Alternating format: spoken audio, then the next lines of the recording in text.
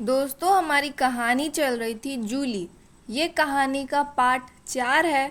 Part 3 में हम लोगों ने क्या क्या पढ़ा था उसका छोटा सा समरी हम लोग देख लेते हैं।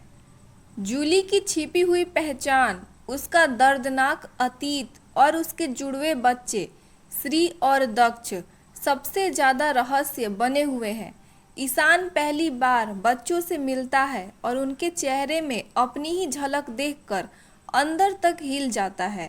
दूसरी ओर डॉक्टर संजय की एंट्री से जूली की जिंदगी में फिर से मुस्कान लौटने लगती है। उधर जीनी और ईशान का रिश्ता टूटने की कगार पर पहुंच चुका है, जबकि ईशान अब हर हाल में जूली और बच्चों की सच्चाई जानने का फैसला कर चुका है। अब कहानी में आगे। अपने स्वीट्स के फ्लोर पर जाकर ईशान जैसे ही दरवाज़ा खोलकर स्वीट्स के अंदर जाता है, वह फर्श पर बेहोश होकर गिर पड़ा और उसके शरीर से बेतहासा पसीना निकलने लगा, जैसे कोई भींगे हुए कपड़े को निचोड़ रहा हो। दरवाज़ा खुलते ही ईशान के गिरने की आवाज़ सुनकर जीनी बाहर की तरफ भागती हुई आई। ईशान की हालत देखकर वह जोर जोर से ठहाके मारकर हंसने लगी और बोली, ईशान ठक्कर, अब तुम यहीं पड़े रहो, मरो। मैं तुम्हें हॉस्पिटल तक नहीं ले जाने का कष्ट करूंगी। इतना कहकर वो घुटनों के बल बैठकर और ईशान के जेब, पैसे, क्रेडिट कार्ड और डेबिट कार्ड के लिए टटोलने लगी। तभी होटल का हाउसकीपर स्टाफ वहां पर आ गया। उन्हें देखते ही जीनी ने रोने की एक्टिंग शुरू कर दी और बोली, देखो इन्हें क्या हो गया, अब मैं क्या करूं। हाउसकीपिंग स्टाफ ने एक सदस्य ने स्वीट्स में इंटरकॉम से तुरंत रिसेप्शन के पास कॉल करके ईशान की हालत की जानकारी दी। आनन फानन में होटल के वीआईपी प्राइवेट एम्बुलेंस से ईशान ठक्कर को हॉस्पिटल पहुंचाया गया। डॉक्टर संजय जैसे ही वॉशरूम में फ्रेश होकर निकला, उनका मोबाइल बज उठा। हॉस्पिटल की इमरजेंसी से कॉल था और उन्हें एक सीरियस पेशेंट के लिए तुरंत बुलाया गया था। संजय ने तुरंत कैब बुक की, तैयार होकर हॉस्पिटल के लिए निकल गया। हॉस्पिटल पहुंचने पर उन्हें पता चला कि ईशान ठक्कर की हालत काफ़ी गंभीर है और वो आईसीयू में भर्ती है। संजय को याद आया कि शायद इसी ईशान ठक्कर का इलाज करने से डॉक्टर जूली मना कर रही थी। आईसीयू में जाने के लिए आवश्यक कपड़े पहनकर वह तुरंत ईशान के इलाज के लिए उसके पास पहुंच गया।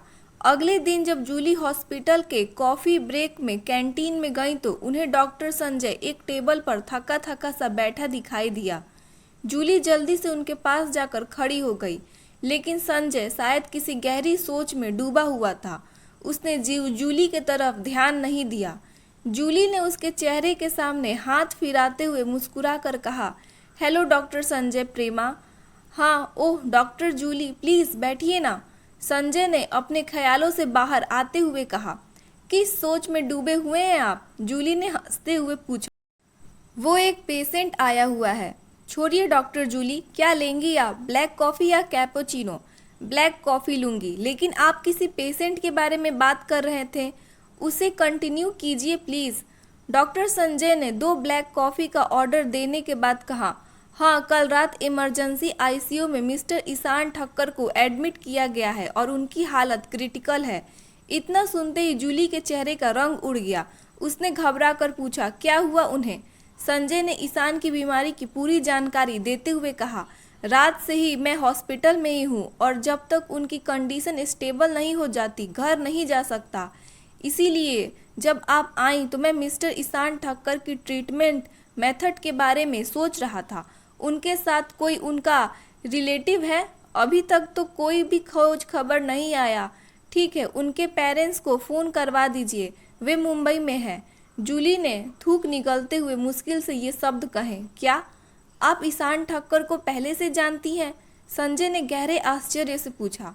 जूली ने संजय के सवाल का कोई जवाब नहीं दिया। उसने अपने फ़ोन में सेव ईशान के पिता यशवंत ठक्कर का नंबर एक कागज़ के टुकड़े पर लिखा, संजय को पकड़ा दिया और जल्दी से कैंटीन से बाहर चली गई। संजय अवाक जूली को जाता हुआ देखता रह गया। नंबर लिखने से लेकर उसे देने तक उन कुछ सेकंड में ही जूली के माथे पर पसीने की बूंदें झलक आई थीं। जरूर मिस्टर ईशान ठक्कर और डॉक्टर जूली के बीच कुछ बहुत बड़ा गंभीर हुआ है। ऐसा सोचकर संजय ने जूली का दिया हुआ नंबर मिलाया। फ़ोन यशवंत ठक्कर ने रिसीव किया। हेलो, मैं यशवंत ठक्कर बोल रहा हूँ, आप कौन हैं और आपको मेरा पर्सनल नंबर कहाँ से मिला? संजय ने उनके सवाल का जवाब देने के बजाय ईशान ठक्कर की हेल्थ कंडीशन साफ साफ बता दी। ओह नो, ठीक है डॉक्टर, हम शाम तक पहुंच जाएंगे। तब तक मेरा बेटा जिंदा तो रहेगा ना? यशवंत ठक्कर ने दुखी स्वर में कहा। मैं श्योर तो नहीं कह सकता, लेकिन हमारी पूरी कोशिश है उन्हें ठीक कर दिया जाए। और इतना कहकर संजय ने कॉल कट कर दिया और कैंटीन से उठकर भारी कदमों से आईसीयू की तरफ चल पड़ा। जिनी सबको दिखाने के लिए एम्बुलेंस में ईशान के साथ हॉस्पिटल तो आई थी, लेकिन जैसे ही ईशान एडमिट हो गया वो वापस होटल लौट गई। वहाँ उसने अपने मनपसंद खाने और ड्रिंक्स को ऑर्डर दिया, जमकर खाया पिया और लंबी नींद के लिए सो गई। सुबह करीब 11 बजे उठते ही उसने अपना फ़ोन चेक किया कि हॉस्पिटल से कोई कॉल तो नहीं आया। जब उसे कोई मिस कॉल नहीं दिखाई दी तो उसने बुरा सा मुंह बनाते हुए फ़ोन बेड पर फेंक दिया और अपने आप से बोली, जाने कब मरेगा, जितनी जल्दी मरेगा उतनी जल्दी मैं उसका सारा संपत्ति की मालिक बन जाऊंगी। मिलेनियर्स जिनी ठक्कर। इतना कहकर उसने सिगरेट सुलगाई, सोफे पर बैठी एक लंबा कर्स लगाया और अपना फ़ोन उठाकर एक एस्ट्रोलॉजर को कॉल किया। मिस्टर चक्रपाणी, तुम्हारी प्रेडिक्शन के अनुसार मैं कब मिलेनियर बन पाऊंगी? आप 1 घंटे बाद मेरे स्टूडियो में आइए, तब तक मैं पूरी कैलकुलेशन करके रखता हूँ। और हाँ, ऐसे प्रेडिक्शन की फ़ीस मैं दुगनी लेता हूँ। डोंट वरी मिस्टर चक्रपाणी, तुम्हारी जो फीस होगी उससे डबल क्या ट्रिपल दूंगी। मेरा वेट करो, अभी आ रही हूँ। इतना कहकर जीनी ने फ़ोन काट दिया और एस्ट्रोलॉजर के पास जाने के लिए तैयार होने लगी। शाम होते होते यशवंत ठक्कर और गौरी ठक्कर भी दिल्ली के हॉस्पिटल पहुंच चुके थे और डॉक्टर संजय से ईशान की बीमारी के बारे में पूछ रहे थे। डॉक्टर प्लीज़ मेरे बेटे को बचा लीजिए, वह हमारा इकलौता बेटा है, गौरी ठक्कर ने रोते हुए कहा। हमारी पूरी टीम भरपूर कोशिश कर रही है मिस्टर ठक्कर, कृपया धैर्य रखिए। डॉक्टर संजय के पास इन शब्दों के अलावा और कुछ भी नहीं था। तभी एक नर्स तेजी से दौड़ती हुई डॉक्टर संजय के पास आई और हाँफते हुए बोली, डॉक्टर जल्दी चलिए, मिस्टर ईशान ठक्कर। आगे के शब्द हाँफने की वजह से उसके गले में ही अटक गए। नर्स की बात सुनते ही डॉक्टर संजय आईसीयू की तरफ तेजी से दौड़ पड़ा। हॉस्पिटल में इस तरह की भागा दौड़ी देखकर गौरी ठक्कर और यशवंत ठक्कर दोनों ही गहरी निराशा में डूब गए। गौरी ठक्कर रोने लगी। यशवंत ठक्कर ने अपने आंसू पोंछते हुए कहा, हमने जो गलती की है उसकी ही तो सजा ही भुगतनी होगी न गौरी। उन बच्चों के साथ जो अन्याय हमने और हमारे बेटे ने किया, उसे ईश्वर कैसे माफ़ कर सकता है। यशवंत ठक्कर की यह बात सुनकर गौरी ठक्कर का रोना और भी ज़्यादा बढ़ गया। उन्होंने सिसकियाँ भरते हुए कहा, ठीक कह रहे हो जी। लगभग 2 घंटे बाद डॉक्टर संजय आईसीयू से निकलकर यशवंत ठक्कर और गौरी ठक्कर के पास आए। उन्हें देखते ही यशवंत ठक्कर ने कांपती आवाज़ में पूछा, डॉक्टर साहब क्या खबर है? अच्छी खबर है मिस्टर ठक्कर, मिस्टर ईशान ठक्कर की हालत अब स्थिर है और अब हम उन्हें बचा लेंगे। डॉक्टर संजय ने मुस्कुराते हुए कहा, शुक्र है भगवान का, उसने मेरे बेटे को बचा लिया। क्या हम अभी उससे मिल सकते हैं? गौरी ठक्कर ने अपने आंसू पोंछते हुए कहा, सॉरी मिस्टर ठक्कर, अभी अभी मिस्टर ईशान को होश आया है और वे काफ़ी कमज़ोर हैं, इसीलिए आज हम किसी को भी उनसे मिलने की इजाज़त नहीं दे सकते। डॉक्टर संजय बोले, बहुत बहुत धन्यवाद डॉक्टर साहब, आपने मेरे बेटे को मौत के मुंह से बाहर निकाल लिया। यशवंत ठक्कर ने कहा, मिस्टर ठक्कर धन्यवाद देना है तो मुझे नहीं, डॉक्टर जूली ठक्कर को दीजिए, जिन्होंने आज हमारे साथ मिलकर बेहोश पड़े मिस्टर ईशान का इलाज नए सिरे से शुरू किया, जिनकी वजह से ही आपका बेटा खतरे के मुंह से बाहर आ सका है। डॉक्टर संजय बोले, कहाँ है डॉक्टर जूली? मैं उनसे मिलकर उन्हें भी धन्यवाद कहना चाहता हूँ। वे आपसे अभी नहीं मिल सकती। फिलहाल आप लोग भी काफ़ी ज़्यादा थक गए होंगे। आइए चल कर कॉफ़ी पीते हैं। डॉक्टर संजय ठक्कर दंपति को कैंटीन की तरफ ले जाते हुए बोले। ईशान के होश में आने और तबीयत सुधरने की खबर से जीनी को बेचैन कर दिया, क्योंकि वह ज्योतिषी की बात मानकर खुश थी कि जल्दी ही वह करोड़ों की मालकिन बनने वाली है। उसने गुस्से से एस्ट्रोलॉजर को फ़ोन किया, लेकिन कई बार कॉल करने के बाद भी जब फ़ोन नहीं उठा तो वह उसके बताए हुए पते पर पहुंच गई। वहां जाकर उसने देखा कि ऑफिस बंद पड़ा था। आसपास पूछताछ करने पर भी उस ऑफिस और उस ज्योतिषी के बारे में कोई भी जानकारी नहीं मिल पा रही थी। अब उसका मन अपने बाल नोचने का करने लगा था, क्योंकि उसने उस एस्ट्रोलॉजर को 2 लाख रुपए फीस के रूप में दिए थे। अब उसके अकाउंट में बहुत कम पैसे बचे हुए थे और वो पैर पटकती हुई वापस होटल की ओर आ गई और अब नए सिरे से अपने और ईशान के रिश्ते के बारे में सोचने लगी। आज संडे था और डॉक्टर संजय भी छुट्टी पर थे। पहले से बने प्लान के मुताबिक वे जूली और बच्चों को लेकर दिल्ली के पास स्थित एक पिकनिक स्टॉप पे जाने वाले थे। आसपास में हल्के हल्के बादल छाए हुए थे और मौसम बेहद सुहाना था। संजय ने कार का ऑडियो ऑन कर दिया।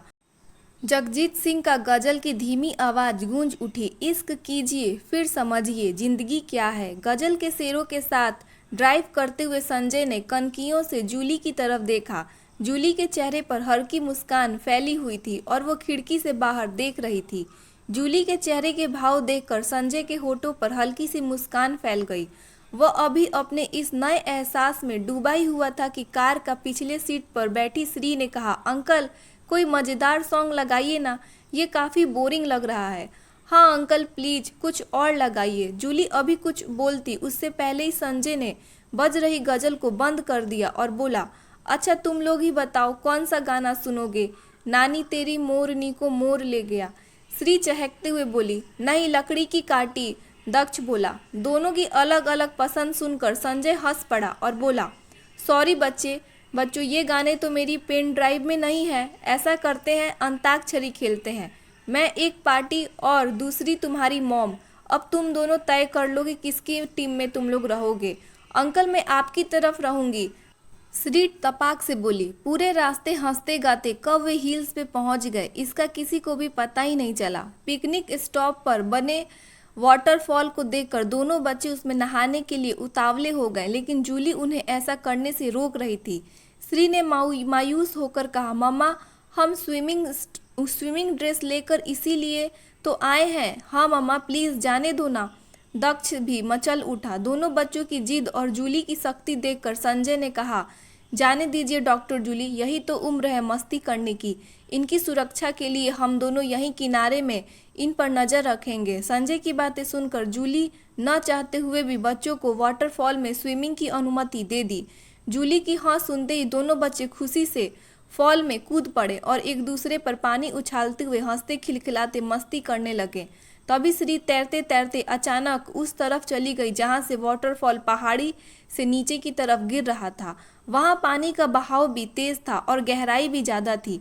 किनारे पर जूली के साथ खड़े बच्चों को देख रहे संजय घबरा उठे और बिना एक पल गंवाए उन्होंने फॉल में छलांग लगा दी। श्री अभी उस तेज बहाव में फंसती उससे पहले ही संजय उसे अपनी गोद में उठाकर सुरक्षित किनारे पर ले आए। श्री को संजय के साथ बाहर आता देखकर दक्ष भी तुरंत बाहर आ गया। जूली को यह पूरा माजरा समझ में नहीं आया कि आखिर संजय ने अचानक पानी में छलांग क्यों लगा दी। श्री को गोद से उतारते हुए संजय ने प्यार से कहा, श्री बेटा आगे से ध्यान रखना, फॉल में स्विमिंग करते समय कभी भी वहां मत जाना जहां से पानी नीचे की तरफ गिरता हो। क्यों अंकल? श्री ने मासूमियत से पूछा। क्योंकि वहाँ पानी का बहाव बहुत तेज होता है और गहराई भी ज़्यादा होती है, ऐसे में डूबने का खतरा रहता है। और हाँ दक्ष, तुम भी इस बात का हमेशा याद रखना। संजय ने मुस्कुराते हुए कहा। ओके अंकल, दक्ष ने सिर हिलाकर कहा। अच्छा बच्चों, अब फटाफट से कपड़े बदल कर आओ और चलकर कुछ खाते हैं, फिर हम सब ट्रैकिंग पर चलेंगे, संजय ने कहा। ट्रैकिंग का नाम सुनते ही दोनों बच्चे खुशी से उछल पड़े। कहते हुए दोनों संजय से लिपट गए। शाम को जब वे वापस लौट रहे थे तब चारों अपने अपने कारणों से खुश थे। श्री और दक्ष को आज संजय के साथ जितनी मस्ती करने का मौका मिला था उतना पहले कभी भी नहीं मिला था। संजय भी बच्चों और जूली के साथ रहकर अपने परिवार को खोने के दर्द से निकलकर खुद को खुशियों से भरा हुआ महसूस कर रहा था। जूली के जीवन में ये पहला अवसर था जब वो अपने बच्चों को इतना खुश देख रही थी। संजय के व्यवहार से उसे पहली बार एक भरे पूरे परिवार का सुख का एहसास कराया था। इधर ईशान का स्वास्थ्य तेजी से सुधर रहा था और दूसरी तरफ जूली और संजय छोटी छोटी घटनाओं के माध्यम से एक दूसरे के करीब आते जा रहे थे। एक दिन जब ईशान को डिस्चार्ज मिलने ही वाला था, उसने संजय से कहा, डॉक्टर संजय, जैसा कि आपने बताया कि मेरी जान डॉक्टर जूली की वजह से बची है, मैं उनसे मिलकर उन्हें धन्यवाद कहना चाहता हूँ और उनसे ये भी निवेदन करना चाहता हूँ कि आगे भी वे मेरा इलाज करें। संजय ने शांत स्वर में कहा, mister Ishan, sorry, doctor Julie आपसे मिलना नहीं चाहती हैं और न ही आगे आप कभी आपका इलाज करना चाहती हैं। उन्होंने मुझे सख्त हिदायत दी है कि मैं आपको यही बता दूं। ईशान ने गहरी सांस ली, डिस्चार्ज पेपर लिए और चुपचाप हॉस्पिटल से बाहर निकल गया। इसके एक हफ्ते बाद एक दिन सुबह सुबह जूली हॉस्पिटल जाने के लिए तैयार हो रही थी कि तभी डोरबेल बजी। बाहर निकलने के लिए तैयार जूली ने दरवाजा खोला और अगले ही पल चौंक कर चीख पड़ी। वह ऐसे पीछे हट गई मानो उसके सामने कोई जहरीला नाग खड़ा हो। तुम यहाँ? दूसरी तरफ दरवाजे के बाहर खड़ा ईशान भी जूली को देखकर पूरी तरह से चौंक गया। तुम सृष्टि हो ना? तुम मेरे घर तक कैसे आए? जूली ने ईशान के सवाल के जवाब में उल्टा सवाल कर दिया।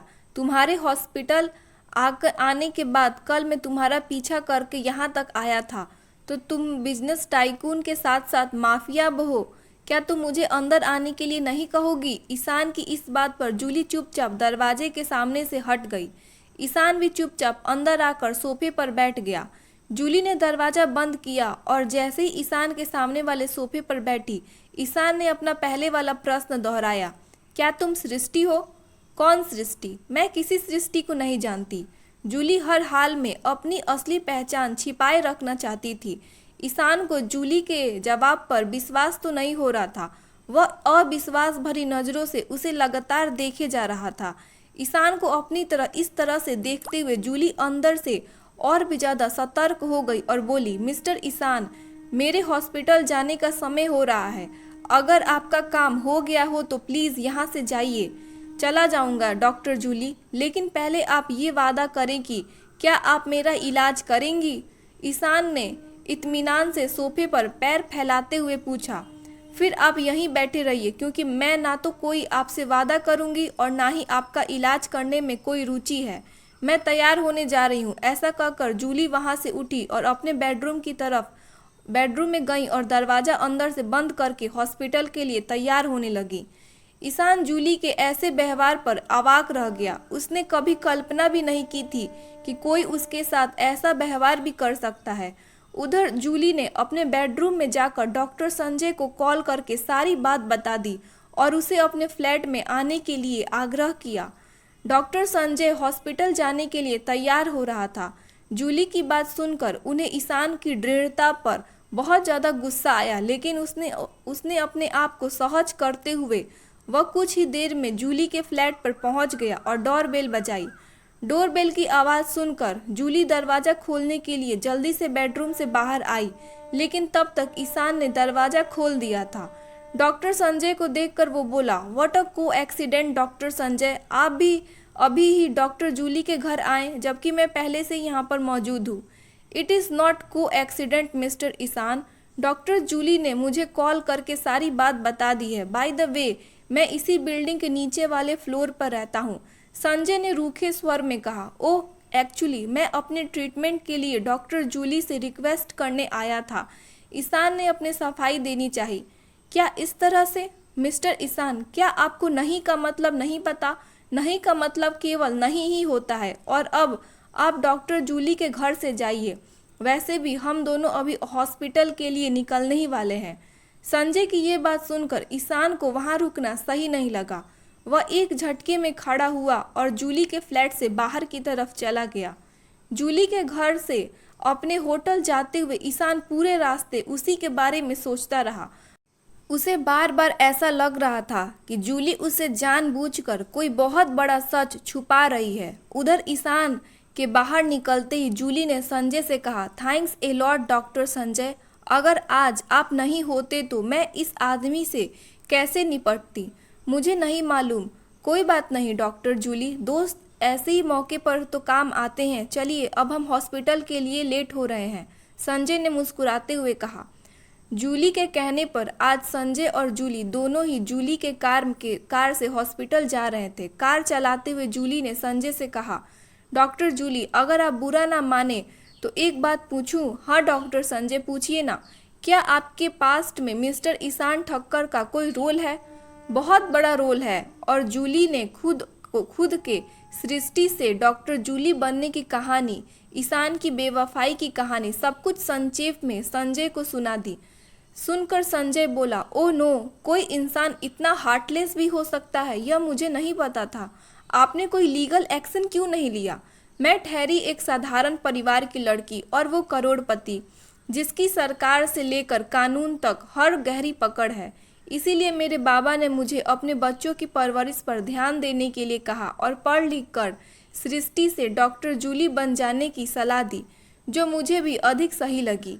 यस डॉक्टर जूली, आपके बाबा ने आपको हौसला देकर जिस पोजीशन तक पहुंचाने में सहायता की है, वह आज की पीढ़ी की ही नहीं बल्कि सबके लिए एक मिसाल है। मेरे मन में उनके लिए बहुत सम्मान है। चले अब हॉस्पिटल आ गया, जूली ने अपनी कार पार्किंग में खड़ी करते हुए कहा। इधर जीनी जब हर तरह से हार गई तो उसने ईशान से तलाक लेने का विचार छोड़ दिया और अपनी अय्यासी बनाए रखने के लिए उसने दिखावे का प्यार करने लगी।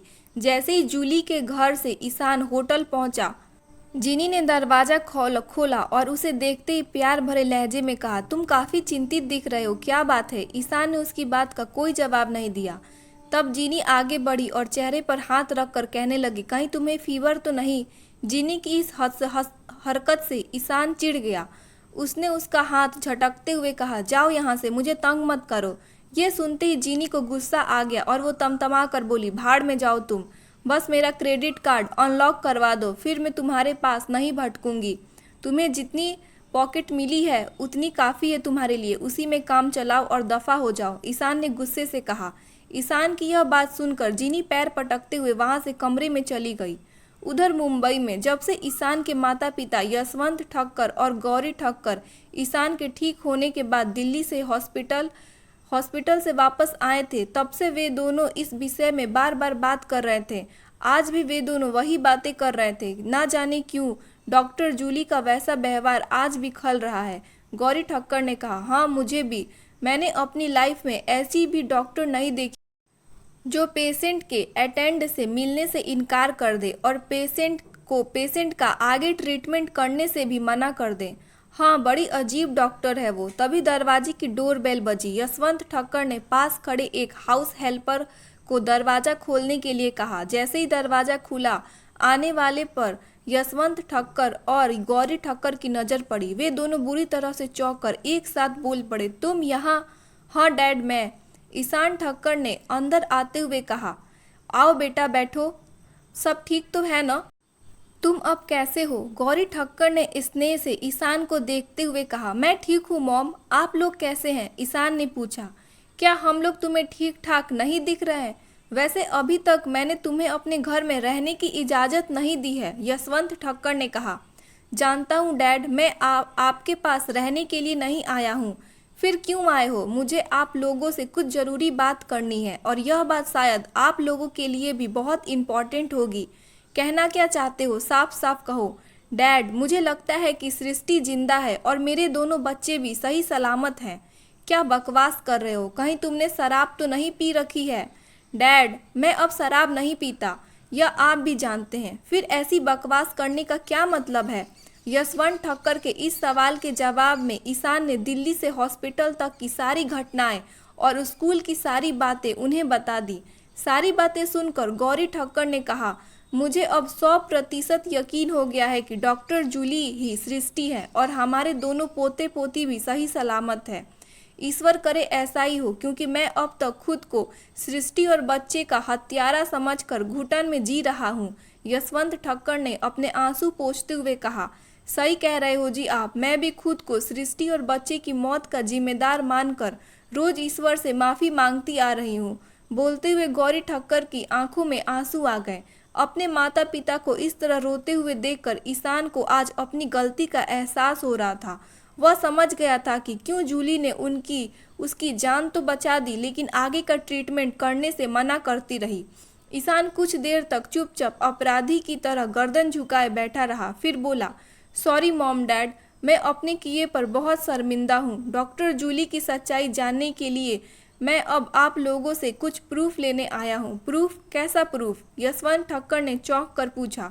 सृष्टि को आपने उस रात किस हॉस्पिटल में एडमिट करवाया था, मुझे बताइए। मैं हॉस्पिटल के पुराने रिकॉर्ड्स चेक करवाऊंगा कि उस रात असल में क्या हुआ था। ईशान ने कहा, हाँ, इससे हमें असलियत का पता चल जाएगा। गौरी ठक्कर ने कहा, लेकिन असलियत का पता लगाकर तुम करोगे क्या?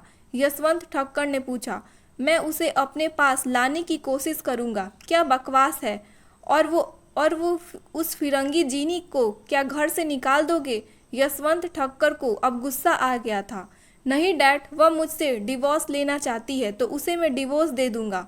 तुमने तो अपनी जिंदगी का तमाशा बना लिया है, लेकिन याद रखना, मैं तुम्हारा साथ नहीं देने वाला। मैं डॉक्टर जूली के फैसले के साथ रहूंगा। यशवंत ठक्कर ने गुस्से से कहा। हाँ जी, सही कह रहे हैं, लेकिन सच्चाई का पता लग जाने से हम दोनों जिस घुटन में डूबे हुए हैं उससे तो निकल जाएंगे। गौरी ठक्कर ने कहा। हाँ, सही कह रही हो तुम। मैं सृष्टि की हॉस्पिटल की एडमिशन की फाइल संभाल कर रखी है, अभी लेकर आता हूँ। यशवंत ठक्कर वहाँ से उठते हुए बोले। क्या उसमें सृष्टि का डेथ सर्टिफिकेट भी है? ईशान ने पूछा। नहीं, डॉक्टर ने कहा था कि बॉडी का डेथ सर्टिफिकेट वह सृष्टि के बाबा को ही देंगे, क्योंकि यही उसकी आखिरी इच्छा थी। जाते जाते यशवंत ठक्कर ने कहा, दिल्ली में जूली आज बहुत ही ज़्यादा अच्छे मूड में थी, क्योंकि उसका वह पेशेंट जिस पर दुनिया भर की निगाहें लगी हुई थी जल्दी से जल्दी पूरी तरह से स्वस्थ होने वाला था। कॉफ़ी कैंटीन में संजय के साथ कॉफ़ी पीते हुए जूली ने जब यह बात संजय को बताई तो संजय ने कहा, डॉक्टर जूली, मुझे ऐसा लगता है कि अगर मिस्टर ईशान ने आपके साथ बदतमीजी नहीं की होती तो शायद आज आप इतने ऊंचे मुकाम तक नहीं पहुंच पाती। हाँ डॉक्टर संजय, मुझे भी कभी कभी ऐसा ही लगता है, लेकिन उस दिन का दुख और उसके बाद का संघर्ष याद करके आज भी सिहर उठती हूँ। और इतना कहकर डॉक्टर जूली चुप हो गई। और क्या डॉक्टर जूली? और लगता है कि मुझे मेरे हिस्से केवल जिम्मेदारी ही आई है। बिना वैवाहिक सुख पाए मैं माँ बनने की जिम्मेदारी उठानी पड़ी, और एक दिन जब बच्चे बड़े हो जाएंगे तो मैं अपने जॉब के साथ बिल्कुल अकेली रह जाऊंगी। फिर शायद अकेली ही बूढ़ी होकर किसी दिन चुपचाप मर जाऊंगी। जूली ने एक लंबी सांस लेते हुए कहा, आपके पास तो अपना कहने के लिए अपने बच्चे हैं, लेकिन मैं तो और भी ज़्यादा अकेला हूँ। जूली की बात सुनकर संजय ने कहा, डॉक्टर संजय, अपने अपने दुखों के साथ हम दोनों को अकेले जीना ही शायद भाग्य में लिखा है।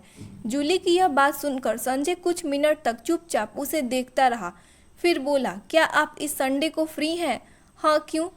तो क्यों ना हम लोग मेरे फ्लैट पर संडे को लंच और डिनर साथ करें? और हाँ, सारी कुकिंग मैं करूँगा। थोड़ा बोरिंग नहीं हो जाएगा? फिर सैटरडे और मंडे की छुट्टी ले लेते हैं और हम फिर हरिद्वार और ऋषिकेश चलते हैं। सुना है वहाँ बहुत सुकून मिलता है। क्या आप कभी वहाँ नहीं गए? नहीं, लेकिन जाना चाहता हूँ। हरिद्वार की गंगा आरती में शामिल होना चाहता हूँ। और इतना कहकर संजय सिर झुकाकर चुप हो गए। और क्या डॉक्टर संजय?